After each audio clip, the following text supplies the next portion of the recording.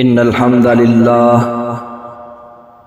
نحمده ونستعينه ونستغفره ونعوذ بالله من شرور أنفسنا ومن سيئات أعمالنا من يهده الله فلا مضل له ومن يضلل فلا هادي له وأشهد أن لا إله إلا الله وحده لا شريك له وأشهد أن محمدًا عبده ورسوله يا أيها الذين آمنوا اتقوا الله حق تقاته ولا تموتن إلا وأنتم مسلمون يا أيها الناس اتقوا ربكم الذي خلقكم من نفس واحدة وخلق منها زوجها وبث منهما رجالا كثيرا ونساء واتقوا الله الذي تساءلون به والأرحام إن الله كان عليكم رقيبا يا أيها الذين آمنوا اتقوا الله وقولوا قولا سديدا يصلح لكم أعمالكم ويغفر لكم ذنوبكم ومن يطع الله ورسوله فقد فاز فوزا عظيما أما بعد فإن خير الحديث كتاب الله وخير الهدي هدي محمد صلى الله عليه وسلم وشر الأمور محدثاتها وكل محدثة بدعة وكل بدعة ضلالة وكل ضلالة في النار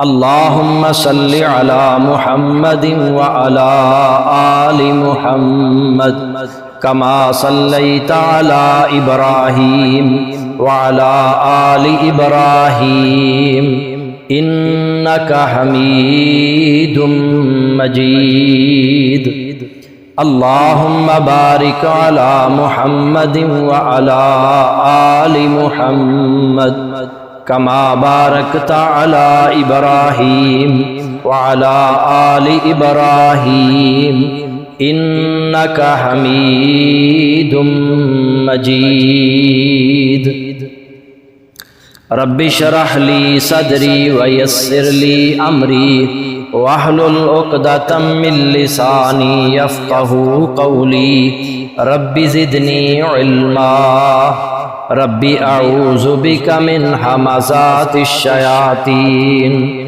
وأعوذ بك رب أن يحضرون قال الله تعالى في الكلام المجيد والفرقان الحميد أعوذ بالله من الشيطان الرجيم وَإِذَا سَأَلَكَ عِبَادِي عَنِّي فَإِنِّي قَرِيبٌ أُجِيبُ دَعْوَةَ الدَّاعِ إِذَا دَعَانِ فَلْيَسْتَجِيبُوا لِي وَلْيُؤْمِنُوا بِي لَعَلَّهُمْ يَرْشُدُونَ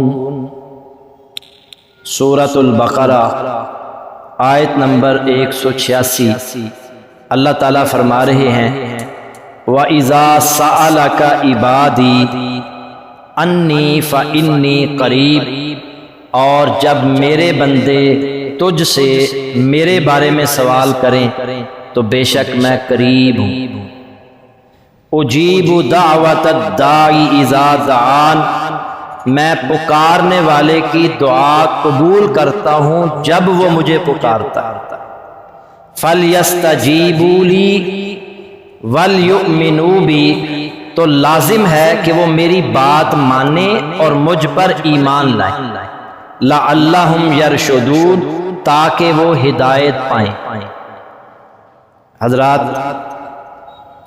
سورۃ البقرہ کی یہ آیت نمبر 186 ہے 183 سے آیت سے لے کر 185 آیت تک روزے رکھنے کا حکم ہے اور رمضان کے احکام و مسائل ہیں، اور اس آیت کے بعد بھی جو آیات ہیں اس میں بھی رمضان المبارک کے احکام و مسائل اللہ تعالیٰ نے بیان فرمائے ہیں۔ درمیان میں اللہ نے دعا کا ذکر کر کے یہ بات واضح کرتی ہے کہ رمضان میں دعا کا بھی بڑا گہرا تعلق ہے، رمضان المبارک میں دعاؤں کا بھی اہتمام کرنا چاہیے، کیونکہ روزے کی حالت میں سحری سے لے کر افطاری تک یہ تمام وہ وقت ہے کہ جس میں روزے دار کی دعا قبول ہوتی ہے، اور پھر افطاری کا جو وقت ہے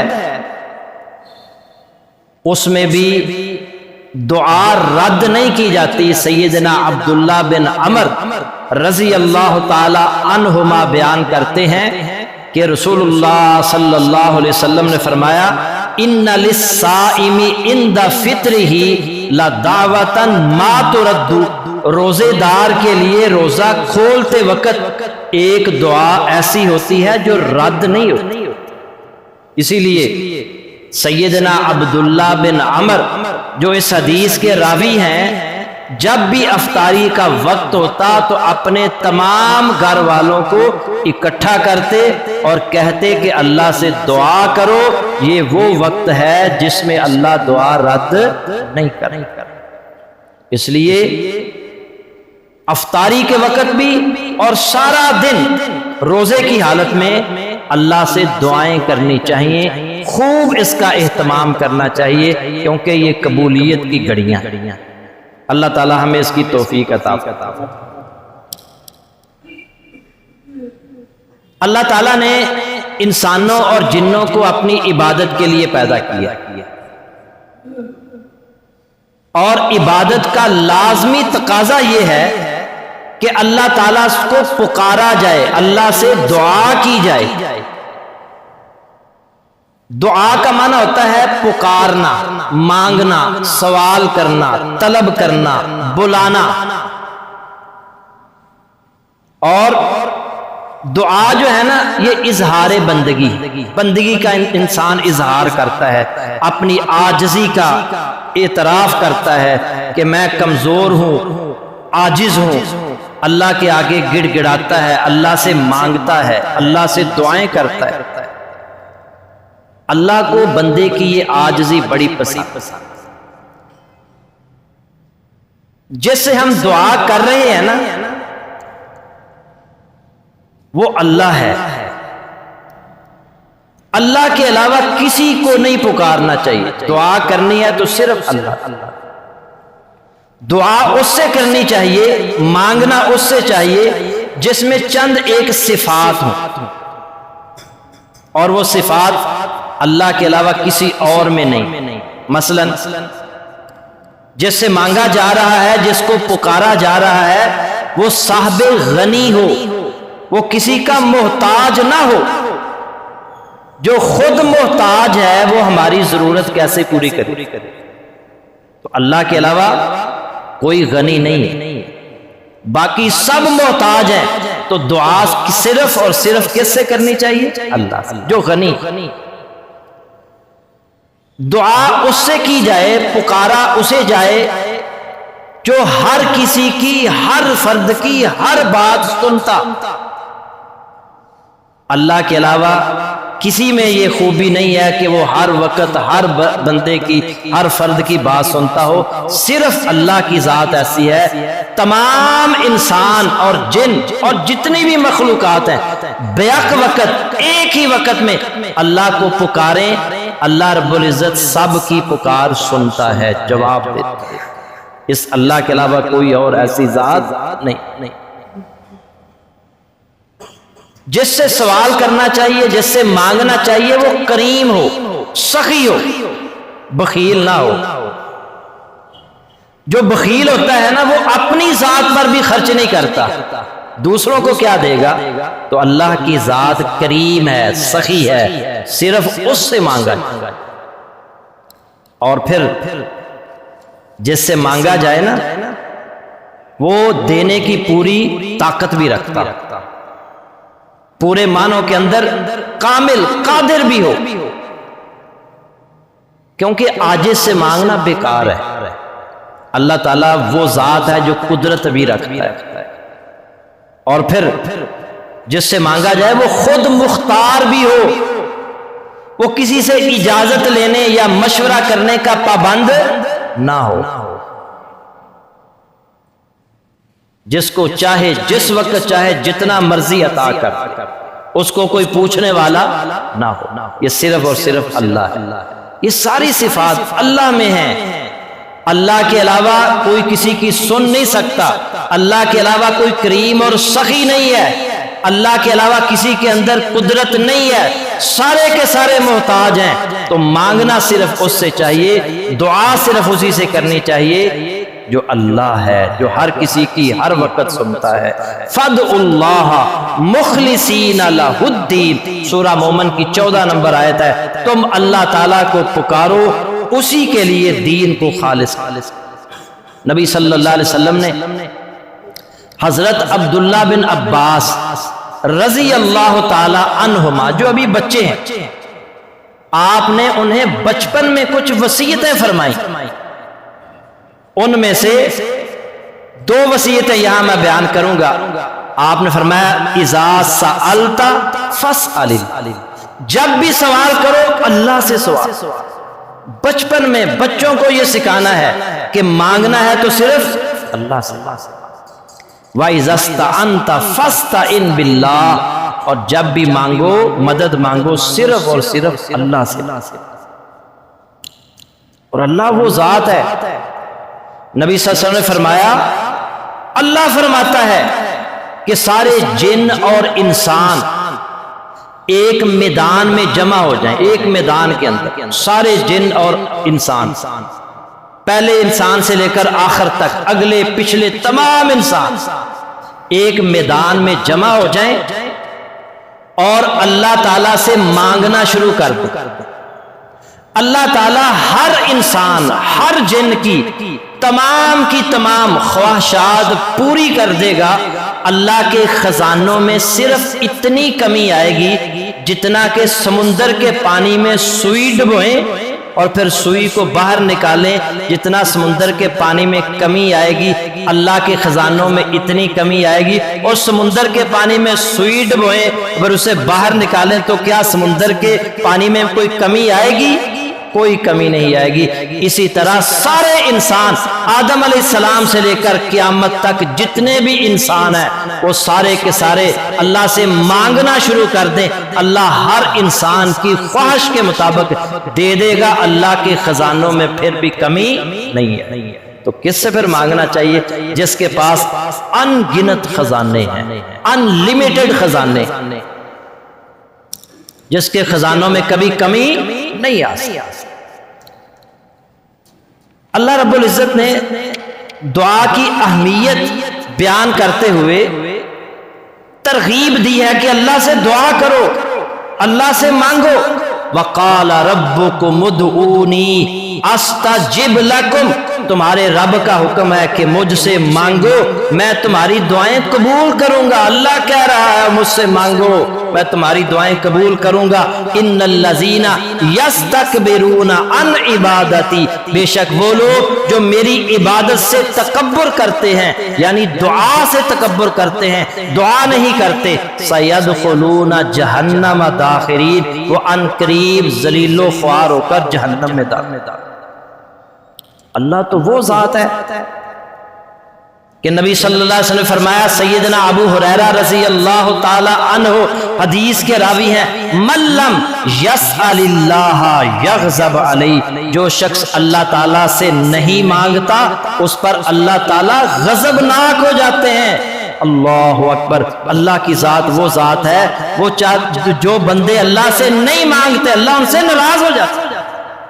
ایک شاعر کہتا ہے، اللہ یغضب ان ترکت سوالہ، اللہ تعالیٰ کی شان یہ ہے کہ جب تو اس سے نہ مانگے تو وہ ناراض ہو جاتا ہے۔ وَبَنِي آدَمَ حِينَ يُسْأَلُ يَغْضَبُ، اور انسان کی یہ حالت ہے کہ اس سے مانگا جائے تو وہ ناراض ہو، انسان سے مانگے وہ ناراض ہوتا ہے، اللہ سے نہ مانگے تو وہ ناراض ہوتا ہے۔ تو ہر وقت کیوں نہ ہم اللہ سے مانگا جائے۔ اور دعا کی فضیلت بیان کرتے ہوئے سید الاولین والآخرین امام الانبیاء محمد الرسول اللہ صلی اللہ علیہ وسلم فرماتے ہیں دعا ہی عبادت ہے۔ حضرت نعمان بن بشیر رضی اللہ تعالی عنہ راوی ہیں، آپ نے فرمایا الدعاء هو العبادہ، دعا ہی عبادت۔ اور پھر آپ نے یہ آیت پڑھی وَقَالَ رَبُّكُمُ ادْعُونِي أَسْتَجِبْ لَكُمْ، تمہارے رب نے حکم دیا ہے کہ مجھ سے دعا کرو، مجھے پکارو، میں تمہاری دعائیں قبول کروں۔ یہ کیوں کہا کہ دعا ہی عبادت ہے؟ اس لیے کہ دعا ہر عبادت کا اہم رکن ہے۔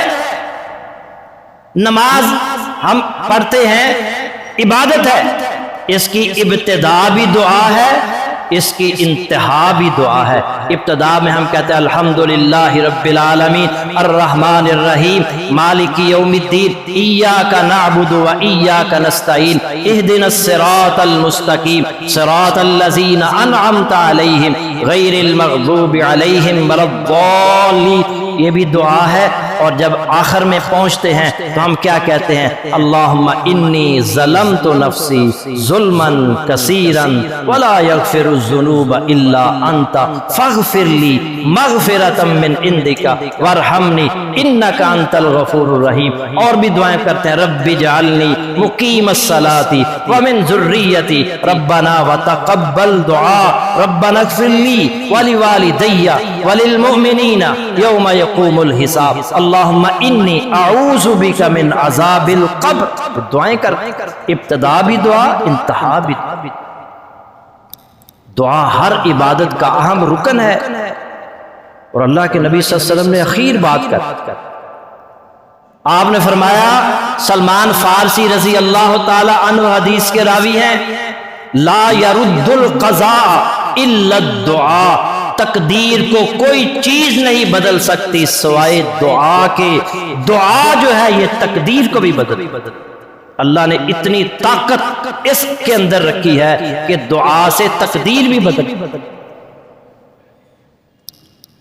کتنے ہی ایسے لوگ ہیں، مصائب آتے ہیں، مشکلات آتی ہیں، اللہ کو پکارتے ہیں، اللہ سے دعا کرتے ہیں، اللہ مصائب اور مشکلات دور کر دیتا ہے۔ کتنے ہی بے اولاد ہیں، اور بعض اوقات ایسے بھی لوگوں سے ملاقات ہوئی ہے، وہ کہتے ہیں کہ ڈاکٹر کہتا تھا تیرے ہاں اولاد نہیں ہوگی، اللہ کو پکارا، اللہ سے دعا کی، اللہ نے دعا جو ہے اس دعا کی بدولت جو ہے وہ اولاد جیسی نعمت سے نوازا۔ کئی ایسے لوگ ہیں ضرورت مند ہوتے ہیں، حاجت مند ہوتے ہیں، فقر و فاقہ کا شکار ہوتے ہیں، اللہ سے دعا کرتے ہیں، اللہ ان کا فقر و فاقہ دور کر دیتا ہے۔ تو یہ تقدیر جو ہوتی ہے اس کو بھی دعا ٹال دیتی، رد کر دیتی۔ اس لیے دعا جو ہے یہ کرتے رہنا چاہیے، دعا کو چھوڑنا نہیں چاہیے، ہر وقت اللہ تعالیٰ سے مانگنا چاہیے، اللہ سے دعا کرنی چاہیے۔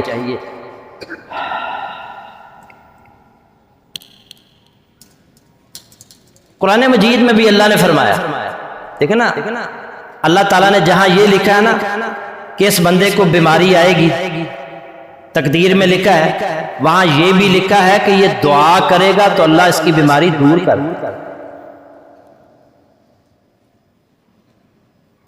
یمحو اللہ ما یشاء ویثبت، اللہ مٹا دیتا ہے جو چاہتا ہے، وَيُثْبِتُ اور ثابت رکھتا ہے جو چاہتا ہے، وَعِندَهُ أُمُّ الْكِتَابِ لوح محفوظ اصل کتاب اللہ کے پاس ہے۔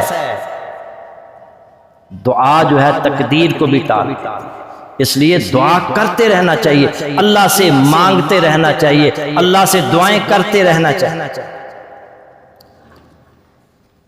اور پھر اللہ کے نبی صلی اللہ علیہ وسلم نے فرمایا، ترمذی کے اندر حدیث ہے، इन्न दुआ यनफउ मिम्मा नाज़ला व मिम्मा लम यंजिल, बेशक दुआ उन आजमाइशों में भी नफा बख्श होती है जो आ चुकी होती हैं और उनमें भी जो अभी नहीं आई होती। फ़अलैकुम इबादल्लाहि बिद्दुआ, ऐ अल्लाह के बंदो तुम दुआ जरूर किया करो। जो आजमाइशें इंसान पर आ चुकी होती हैं, दुआ की बदौलत अल्लाह इंसान को सब्र और बर्दाश्त की तौफीक अता फरमा, और दुआ की बदौलत आने वाली मुसीबतें, बीमारियां, तकलीफें, हादसात अल्लाह दूर कर देता है। इसलिए दुआएं करनी चाहिए, अल्लाह को पुकारना चाहिए। और एक हदीस में आता है, नबी सल्लल्लाहु अलैहि वसल्लम फरमाया, और मोमन जो होता है ना, इसकी दुआ तो कबूल होती है और उसकी कबूलियत की 3 सूरतें हैं। हर दुआ मोमिन की कबूल होती है, मगर उसकी कबूलियत की 3 सूरतें हैं। इल्ला आताहु इहदा सलास, अल्लाह ताला उसे 3 में से एक चीज जरूर अता करता है। इम्मा अन युअज्जिल लहू दावतहु, उसकी दुआ जल्दी कबूल कर लेता है, जो वो मांग रहा है अल्लाह उसे अता कर देता है। ये एक सूरत। और दूसरी सूरत, व इम्मा अन यद्दखिरहा लहू फिल आखिरा, अल्लाह उसकी दुआ को आखिरत के लिए ज़ख़ीरा कर। जो अल्लाह से मांग रहा है, अल्लाह को पता है मेरे इस बंदे को आखिरत में ज़रूरत पड़ेगी, अल्लाह उसकी वो दुआ कबूल नहीं करता, उसकी दुआ को आखिरत के लिए ज़ख़ीरा कर लेता है। और तीसरी कबूलियत की सूरत है, दुआ जो उसने मांगी अल्लाह ने वो अता नहीं किया, आखिरत के लिए ज़ख़ीरा भी नहीं किया, उस पर आने वाली मुसीबत, बीमारी, हादसा, तकलीफ को अल्लाह ताला उस दुआ की बदौलत दूर कर देता है, जिसका हमें इल्म नहीं होता। हम कहते हैं हम दुआएं करते हैं, कबूल नहीं हो रही। ये आप याद रख लें कि अल्लाह ने आपकी दुआ कबूल कर ली है, आपको वो अता नहीं किया जो आप मांग रहे हैं, आपकी दुआ को अल्लाह ने आखिरत के लिए ज़ख़ीरा कर लिया है। क़यामत का दिन होगा, अल्लाह एक बंदे को बुलाएगा और उसको नेकियां दिखाएगा, ये तुम्हारी नेकियों के पहाड़ हैं। वो हैरान होकर कहेगा, या अल्लाह मैंने इतनी नेकियां की नहीं है, ये कहां से आ गई हैं? अल्लाह ताला फरमाएंगे, ये तेरी उन दुआओं की नेकियां हैं जो तू दुनिया में करता रहा और दुनिया में हमने कबूल नहीं की। हमें पता था हमारे इस बंदे को आखिरत में जरूरत पेश आएगी, इसलिए हमने उन दुआओं को आखिरत के लिए ज़ख़ीरा कर लिया था। ये उनका अजर व सवाब है। वो कहेगा, काश दुनिया में मेरी कोई भी दुआ कबूल ना हो। हमें नहीं पता, हमने दुआएं की, हम कहते हैं पता नहीं कबूल क्यों नहीं हो रही। अल्लाह ने उस दुआ की बदौलत कई बार ऐसे होता है, बंदा कहता है हादसे से बाल बाल बचा हूं, बड़ी मुश्किल से बचा हूं, एक्सीडेंट होने ही वाला था, आपको क्या पता आपकी वो दुआ जो थी वो काम आ गई, अल्लाह ने आपको बचा ली। जब आपने ये बयान किया तो साहबा कहने लगे, एक शख्स कहने लगा काला इज़न नुक्सिर, एक साहबी कहने लगा तब तो हम बहुत ज्यादा दुआएं करेंगे। आपने फरमाया अल्लाहु अक्सर, अक्सर। नबी सल्लल्लाहु अलैहि वसल्लम फरमाया अल्लाहु अक्सर, अल्लाह और ज्यादा अता करेगा। तुम दुआएं कर कर के थक जाओगे, अल्लाह अता कर कर के थकेगा नहीं। और एक और हदीस में आता है, नबी सल्लल्लाहु अलैहि वसल्लम ने फरमाया, अगर दुआ गुनाह और कता रहमी की ना हो तो अल्लाह ताला मोमिन की हर दुआ कबूल करता है। शर्त यह है कि वो कता रहमी की ना हो, गुनाह की ना। मसलन बंदा कहे या अल्लाह मैं चोरी करने जा रहा हूँ, या अल्लाह मुझे कामयाब कर, ये अल्लाह ने दुआ कबूल नहीं कर। या अल्लाह मैं डकैती करने जा रहा हूँ, या अल्लाह मेरी दुआ कबूल करना, मुझे कामयाब कर। गुनाह की दुआ अल्लाह कबूल नहीं करेगा। कता रहमी की, रिश्तेदारी तोड़ने की दुआ अल्लाह कबूल नहीं करेगा। बाकी अल्लाह दुआएं कबूल करता है बशर्ते के रसूलुल्लाह ने फरमाया जल्दी ना करे। सहाबा कहने लगे ये जल्दी से क्या मुराद है? आपने फरमाया वो कहे मैंने बड़ी दुआएं की, कद दाऊतु, मैं दुआएं करता रहा, मांगता रहा, दुआएं करता रहा, अल्लाह मेरी दुआएं कबूल नहीं करता। दुआ करना वो छोड़ दे, ये जल्दी नहीं चाहिए, दुआ करते रहे। نبی صلی اللہ علیہ وسلم کے پاس ایک عورت آتی ہے، خولہ بنت ثعلبہ رضی اللہ تعالی، بوڑھی عورت آپ کے حجرے میں آتی ہے، اللہ کے نبی میرے خاوند نے مجھے ماں کہہ دی، انت علیہ کظہر امی، اس نے کہا تو میری ماں کی طرح۔ عرب معاشرے کے اندر اگر کوئی خاوند اپنی بیوی کو ماں کہہ دیتا تو طلاق ہو جاتا۔ اس نے کہا اللہ کے نبی میں بوڑھی ہو چکی ہوں، ساری جوانی اس کے ساتھ گزار دی، اب میں بوڑھی ہو چکی ہوں، خاوند بھی بوڑھا ہے، اب کہاں جاؤں گی؟ اللہ کے نبی کوئی حل نکال۔ آپ نے فرمایا میرے پاس تیرا کوئی حل نہیں، طلاق ہو گئی۔ وہ بار بار التجا کر رہی ہے، اللہ کے نبی کوئی حل نکالے۔ آپ نے فرمایا میرے پاس کوئی حل نہیں ہے، طلاق ہو چکی ہے۔ اب وہ وہیں بیٹھی ہے اللہ کے نبی صلی اللہ علیہ وسلم کے چھوٹے سے حجرے کے اندر، اور وہیں اللہ رب العزت سے دعا کرتی ہے۔ سیدہ عائشہ فرماتی ہیں میں بھی اسی حجرے میں موجود تھی، رسول اللہ بھی اسی حجرے میں موجود تھے، نہ میں اس کی دعا سن سکی نہ رسول اللہ اس کی آواز سن سکے۔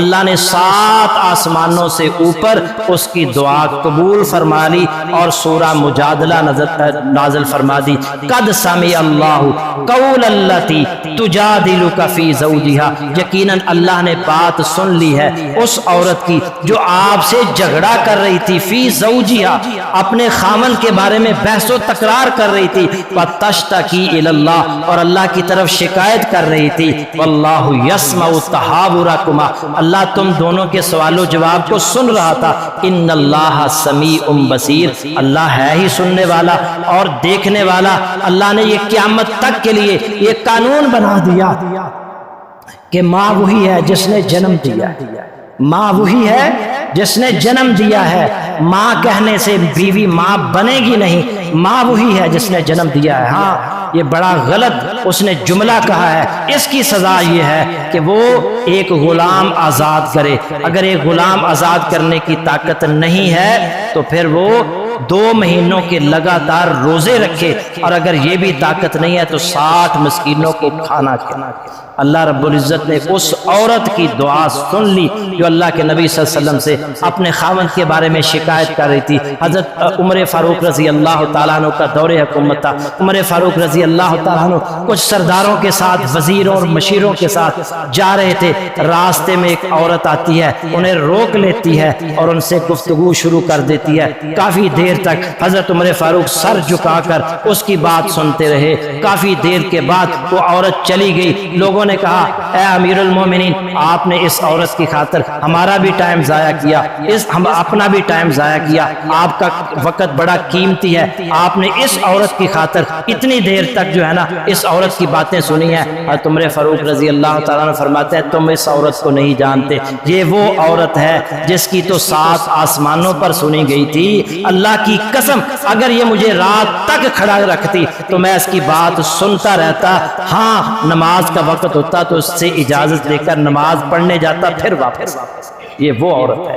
تو اللہ رب العزت دعائیں سنتا ہے، اللہ کو پکاریں تو یقیناً اللہ رب العزت دعا سنتا ہے۔ یہ رمضان کا مہینہ ہے اور یہ پورا کا پورا دن آپ کے پاس ہے، جب بھی موقع ملے ہاتھ اٹھا لیں اللہ سے، اے اللہ ہماری حاجات پوری فرما، اے اللہ ہماری مشکلات دور فرما، اے اللہ ہمارے ملک کو سلامتی عطا فرما، اے اللہ ہر طرح کی دعائیں جو بھی آپ کے چاہتے ہیں اللہ سے مانگے، یقیناً اللہ عطا فرمائے گا۔ اللہ سے دعا ہے کہ اللہ تعالی ہمیں اس کی توفیق عطا فرمائے۔